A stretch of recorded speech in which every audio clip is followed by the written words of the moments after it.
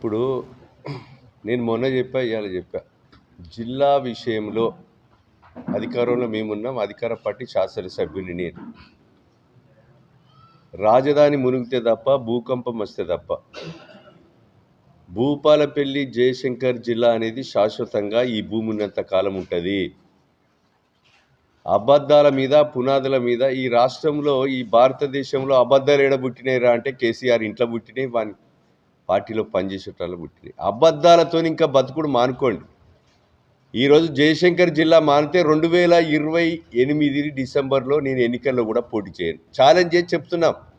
వేసిన బండలు కానీ, వేసిన స్టోన్లు కూడా పనులు జరగకపోతే నీ లెక్క అబద్ధాల మీద, తెల్ల కాగితాల మీద ఉండదు. మేము మంజూరు చేసి, టెండర్ చేసి, పని చేసి చూపెడతాం. మేము ఎన్నికల ముందు కూడా మంజూరు చేయం. ఇప్పుడు తెచ్చినవన్నీ కూడా అమలు చేసి తీరుతాం.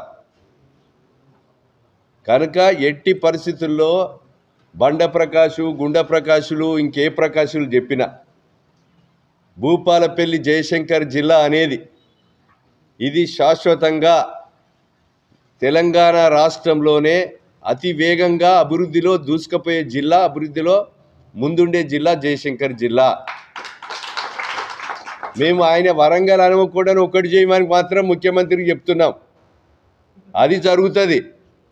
కానీ భూపాలపల్లి జయశంకర్ జిల్లా అనేది ఇంకా ఇంట్లో కలిస్తే తప్ప ఈ జిల్లా అనేది పోదు. మా జిల్లాలు మార్చే ఉద్దేశం కూడా ముఖ్యమంత్రి గారికి లేదు. అది వాళ్ళ అబద్ధాలు ఆడి, ఇప్పుడు రాళ్ల మీద అబద్ధాలు ఆడి, కొబ్బరికాయల మీద అబద్ధాడి, జిల్లా మీద ఒకటి పుట్టించుకొని, నీళ్ళ మీద ఒకటి పుట్టించుకొని ఇన్ని రోజులు జరిగింది. అయిపోయింది. 10 ఏళ్ళు సరిపోయింది వాళ్ళకు. ఇప్పుడు అధికారంలో ఉన్నప్పుడు చేయలేని పనులు ఇప్పుడు రేపు 3 సంవత్సరాల్లో అధికారం లేనివాడు ఏం చేస్తాడని నేను అడుగుతున్నా.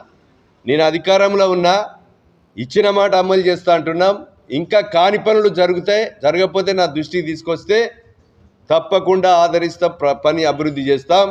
తెలంగాణ రాష్ట్రంలో భూపాలపల్లి మున్సిపాలిటీని ముందు వరుసలో ఉంచాలనేటువంటి ఒక దృఢ సంకల్పం మున్సిపాలిటీతో పాటు నియోజకవర్గాన్ని పోటీపడి పనిచేస్తున్న మంత్రులతో 16 నర్సింగ్ కాలేజీలు ఇస్తే నాకు కూడా భూపాలపల్లికి కావాలని కొట్లాడి తెచ్చా. ఏటీసీలు 60 ఇస్తే నాకు భూపాలపల్లి కావాలని తెచ్చి 2వ సంవత్సరం ప్రారంభించా. వాళ్ళు మొండిగోడలతో మిగిలిపోయిన మెడికల్ కాలేజ్ మొదటి సంవత్సరం కూడా కాకపోతే నేను ఈరోజు 130 కోట్ల రూపాయలు మెడికల్ కాలేజ్కు గది హాస్టల్ భవనాల కొరకు తెచ్చాం. ఈరోజు కోర్టు భవనాలు తెచ్చాం. అదేవిధంగా మెడికల్ కాలేజ్ ఒకటే కాదు, వాళ్ళు మొండిగోడలతో మిగిలిపోయి ఇందిరమ్మ ఇండ్లు, 2000 ఇండ్లు, పందులు కుక్కలు వంటున్న ఇండ్లను కూడా 300 కోట్లు తెచ్చి ఆ ఇండ్లను కూడా